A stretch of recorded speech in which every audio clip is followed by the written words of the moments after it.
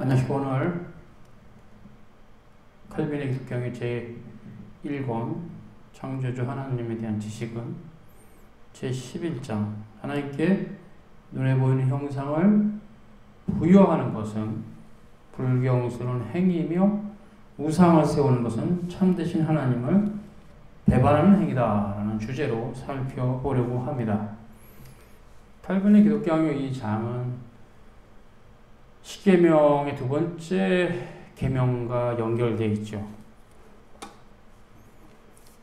우상을 숭배하지 말라는 두 번째 계명과 연결되어 있는데요. 1절은 성경은 하나님을 형상과 결부시킨 행위를 금지하고 있다. 이렇게 말하고 있습니다. 첫 단락에서 성경은 사람의 조잡하고 둔한 지성에 맞추어서 보통 일반 사람들이 흔히 쓰는 언어로 일상 언어라 하죠. 노멀 랭귀지 말씀함으로 참되신 하나님을 거짓된 신들과 구별하고자 할 때 언제나 하나님을 구체적으로 우상들과 대립시키는 방식을 사용한다. 성경을 읽어보면 성경의 기록 안에서의 모든 그 교리적인 입장은 나 외에 다른 신을 잊지 말라, 우상을 섬기지 말라, 이런 여호와의 이름 망령되이 걷지 말라라는 그 안식일을 기억하여 거룩히 지키라, 이 계명 안에서 첫 번째 돌판이지요. 그런 방식이죠. 세상의 모든 이방 종교와 다른 형태.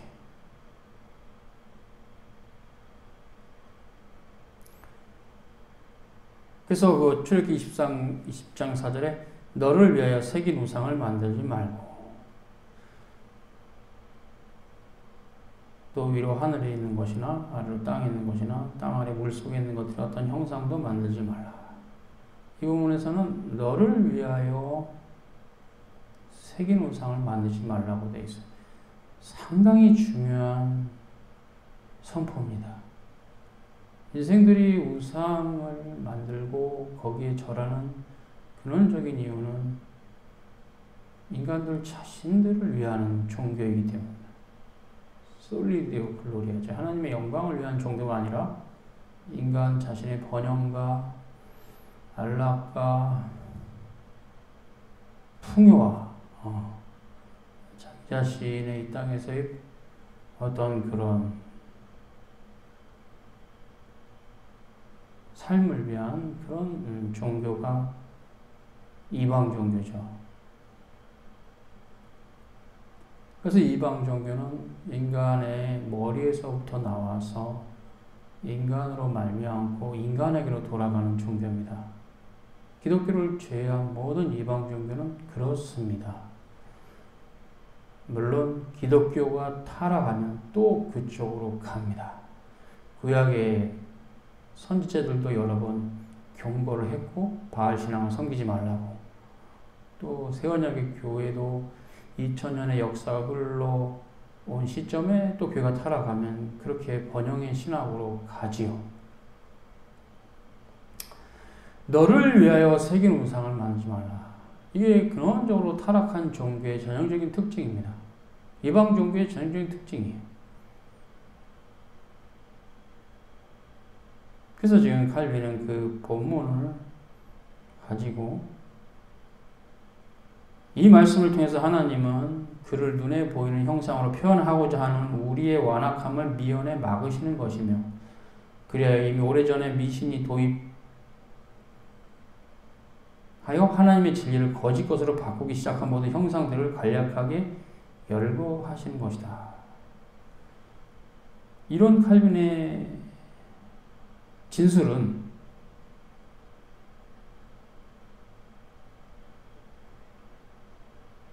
하나님을 눈에 보이는 형상으로 표현하고자 하는 것은 인간의 완악함의 결과라는 거죠. 그래서 보이지 아니하신 하나님의 영광을 보이는 사람이나 금수나 버러지 형상의 우상으로 바꿨다고 사도 바울이 로마서에서 말한 겁니다. 그리고 그것은 뭐냐? 미신이며 하나님의 진리를 거짓으로 바꾸는 것이다. 이렇게 칼빈은 정죄하고 있죠. 그래서 2절에 칼빈은 하나님을 형상과 결부시키는 것은 그의 위엄을 욕되게 하는 것이다. 이렇게 정리하고 있어요. 신명기 4장 15절에서 18절에 보면 여호와께서 호렙산 불길 중에 너에게 말씀하시던 날에 너희가 어떠한 형상도 보지 못하였은즉 너희는 깊이 삼가라. 그래 스스로 부패해 자기를 위해서 어떠한 형상대로든지 우상을 새겨 중약 만들지 말라. 하나님께서 모든 형상들을 배격하여 말씀하셔서 하나님 눈에 보이는 형상을 통해서 찾고자 하는 것이고 하나님 배반한 것이다 라고 말하는 것이죠. 칼빈의 이거는 이제 진술인데요. 뒷부분은 이미 모세 때 시내산에서 드러났던 하나님의 계시의 말씀 가운데는 형상은 없었다. 그것을 너희가 안다면 형상을 숭배하면 안 된다라는 얘기를 지금 하는 거죠. 그럼 3절에 하나님의 임재의 표징도 형상의 구실이 되지 못한다. 즉 이제 구약시대 특별히 이제 광야교회 시대에 모세에게 여러 가지 표징들이 있었잖아요. 불과 구름 기둥이 있었죠. 뭐 그 외에도 찾아보면 많이 있을 텐데 이런 것들, 이런 상징들로 형상을 만드시는 구실은 안 된다는 얘기예요. 그 당시 보이는 형태로 있었다 해도 그것이 형상화되면 안 된다는 얘기예요. 뭐 불과 구름 기둥에 나타났다 해서 그런 것을 물질을 가지고 형상을 만들어서 구름의 형상이나 뭐 불기둥 형상을 만들면 안 돼요. 그렇게 하지 말라고 시내산에서 이미 명령하셨어요. 그렇기 때문에 칼빈은 하나님의 임재의 표징조차도 형상 숭배에 구시되지 못한다. 그 표징으로도 형상을 만들면 안 된다. 그때 그 형상이 드러나는 의미들로 멈춰야지 그 형상, 그러니까 보이는 형상으로 시내산에서 보였다 해서 그것을 또 물질을 가지고 뭘로 이렇게 비슷하게 모양을 만들면 안 된다는 얘기죠. 그래서 4절에 성경은 어떠한 경우에도 하나님의 형상을 구체화하는 것, 하나님을 형상화하는 것을 일체 금하고 있다. 그때 이제 시편 135편 15절을 가지고 왔는데요. 열국의 우상은 은, 금이요. 사람의 손으로 만든 것이다. 그렇죠? 하나님께서 사람의 손으로 만든 곳에 계시지 않습니다. 그래서 히브리서에서도 말씀하고 있죠. 하물며 어떤 신의 형상을 만들었다. 뭐 주로 사람과 금수와 버러지 형상인데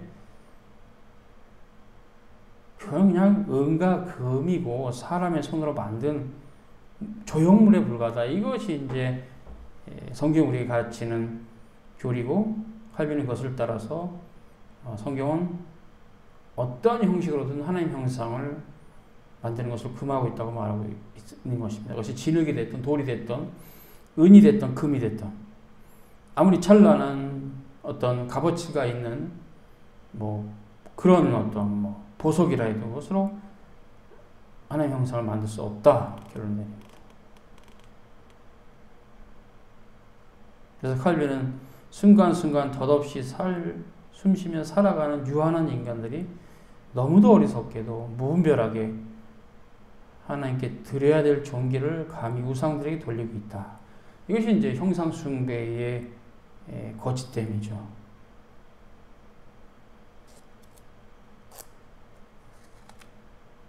결국 형상 숭배는 미신으로 가게 돼 있어요.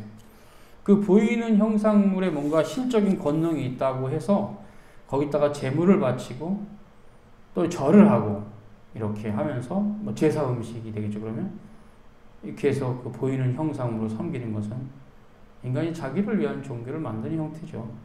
그러나 기독교는 하나님으로부터 나와서 하나님으로 말미암고 하나님께로 돌아갑니다.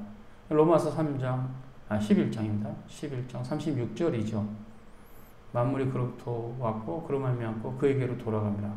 영광이 세세무토록 그에게 있을지어다. 아멘. 그 본문입니다. 하나님의 절대 주권 교리와 솔리디의 글로리아가 있죠. 그래서 이제 5절에서는 성경은 어떤 형상도 배격한다. 예.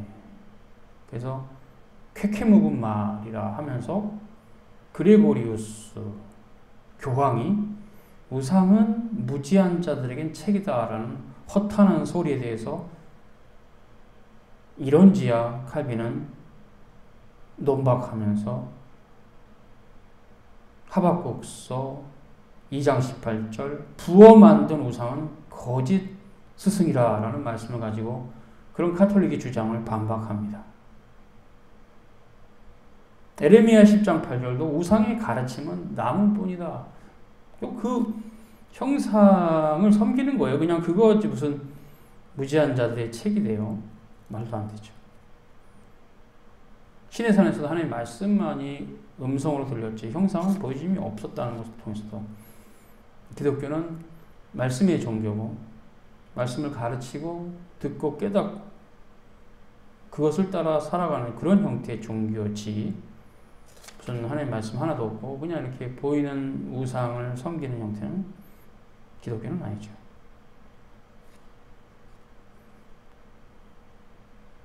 칼빈은 6절의 형상에 대한 교부들의 가르침을 인용하면서 락탄티우스와 유세비우스의 진술을 읽어보라.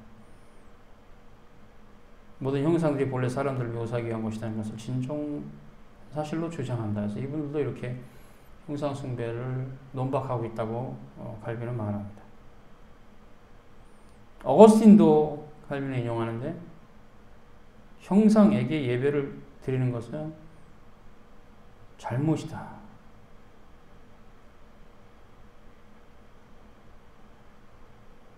이렇게 말하고 있어요. 또 그런 형상 숭배로 하나님께 봉헌하는 것도 잘못이다. 이렇게 단언하고 있어요. 인간이 가지고 있는 표상적 한계는 항상 보이는 것을 따라가는 것입니다. 칼빈은 기독교에서 십계명 제2계명을 해석한다고 할 수 있는데 그건 안 된다라고 하죠. 그래서 이제 주로 이 장에서는 많이 지면을 하려는데 칼빈이 그래서 아마 그 당시에 교황주의자들이 형상 지지론을 가지고 있었기 때문에 그런 부분에 논박하는 형태가 길어진 것 같아요. 그래서 그런 형태 관련해서 굉장히 절수가 많습니다.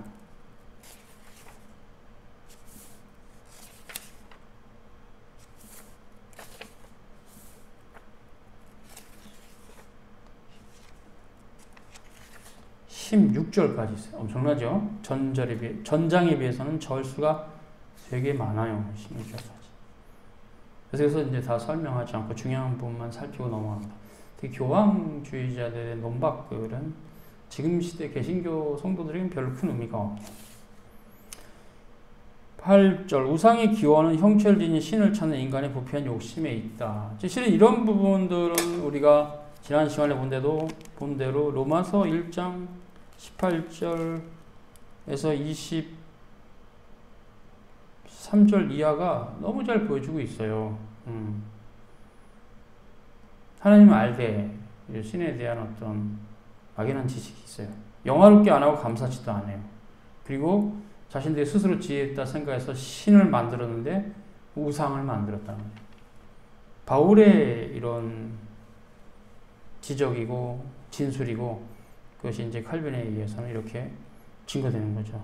이런 건 다 인간의 부패한 욕망이다. 결국 타락한 인간이 그 어두운 가운데 신에 대해서 나름 정의해서 그게 이제 사람과 금수와 버러지 형상으로 되는 것이고 거기다 절을 하고 제사를 드리는 거죠. 악습이다 이렇게 칼빈은 말합니다.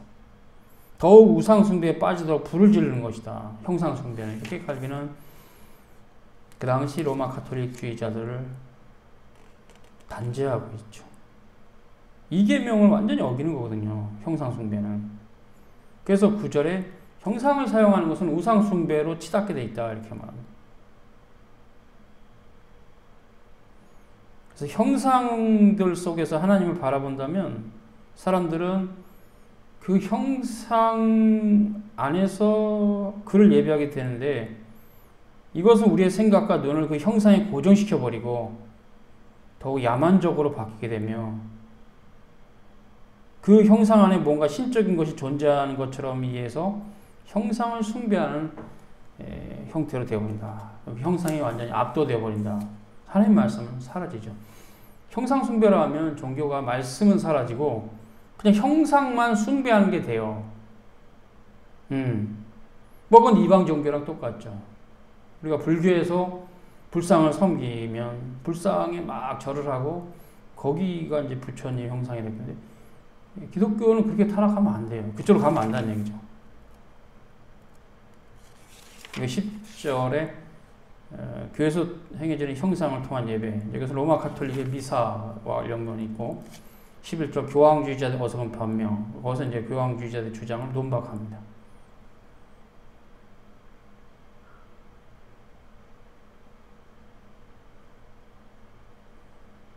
형상이 허용되는 한계에 대해서도 이제 얘기할 때 그것도 뭐 그렇게 큰 가치가 없다고 봐요. 교육적으로. 우리 형상은 순전히 신앙을 타락시킨다. 기독교의 본질이 굉장히 중요한데 이것은 항상 하나님 말씀. 보이지 않지만 하나님 말씀을 따라가는 거죠. 하나님 말씀을 따라가는 종교가 기독교입니다. 그러니까 그러면 좀 추상적으로 들릴 수 있어서 좀 구체화시키면 하나님 나라의 언어를 익히는 거예요. 기독교는. 이게 말씀 그러면 익숙한데 언어 그러면 생소합니다. 그러나 실은 그 두 말의 본래 말은 영어로는 the word, 헬라어로는 ho logos. 그죠? 같은 말이잖아요. 태초에 말씀이 계시니라. 이 말씀이 하나님과 함께 계시니 이 말씀이 곧 하나님이다. 말씀이 육신이 되어 우리 가운데 거하시니 우리가 그 영광을 보니 아비 독생자의 영광이 은혜와 진리가 충만하더라. 거기서 드러나는 사실은 분명하잖아요. 예수 그리스도는 하늘나라 가는 언어입니다. 언어. 예수 그리스도라는 언어를 익혀야 돼요. 거기서 하나님 말씀을 부지런히 살펴야 돼요. 하나님 말씀에는 소망이 없어요. 그 말씀은 또 굉장히 방대합니다. 한 인생이 다 알지 못해요. 그러나 한 인생이 제대로 알 수 있는 충분한 지식이 거기 있어요. 그래서 우리가 부지런히 하나님 말씀을 살펴야 돼요. 자기가 보고 싶은 말만 볼 게 아니라 성경 전체가 우리에게 무엇을 말씀하는지를 성경 본문으로부터 파악을 해야 돼요. 그렇기 때문에 기독교는 말씀의 종교다. 계시의 종교다. 그러니까 계시, 말씀, 또 언어, the word, whole logos 다 같은 개념이에요. 그걸 자꾸 분리적으로 보니까 말씀과 언어가 다른 건 보는데 그렇지 않습니다. 언어가 말씀이고 말씀이에요. 그리스도는 언어예요. 하나님 나라에 들어가는 언어. 그리스도라는 키워드가 없으면 하나로 들어가지 못해요. 예수 그리스도가 모든 것입니다. 우리의 머리시고 우리의 반석이고 우리의 목자시고 우리의 요새가 되시고 우리의 산성이시고 우리의 위로가 되시고 우리의 구원이 되시고 우리의 환난 중에 방패가 되시고 우리의 최고의 상급이 되시죠. 예수 그리스도. 예수 그리스도가 모든 거예요.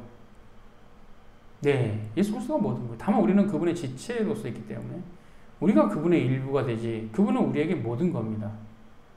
그래서 14절에 형상에 관한 니케아 공의 어리석은 결정에 대해서 칼빈이 논박하고 15절에 성경 본문을 어리석게 왜곡시켰다. 그리고 16절에 형상에 대한 경배를 결의한 공의의 참남함에 대해서 칼빈이 정리하고 11장을 마치고 있습니다. 그래서 오늘 이 칼빈의 전반적인 이 장에서의 어떤 의도는 그것입니다. 하나님을 형상하지 말라. 10계명의 2계명 어긴 것이고 그것도 형상하는 근본적인 그 뿌리는 인간의 욕망이다. 이 종교적 욕망이라는 게 있어요. 인간은 원래 종교적인 존재니까 종교적 욕망은 절대자를 내 눈에 보이는 형태로 잡으려고 하는 거예요. 절대자를 내 눈에 보이는 형태로 홀딩하고 싶은 거예요, 인간이. 그래서 형상을 만드는 거기 때문에 그 자체가 범죄에도 큰 범죄입니다. 10계명의 첫 번째 돌판을 어기기 때문에. 그래서 우상 숭배는 하나님께서 원하신 바가 아니다. 성경에도 없다. 이렇게 칼빈은 정확하게 정리합니다. 수고하셨습니다.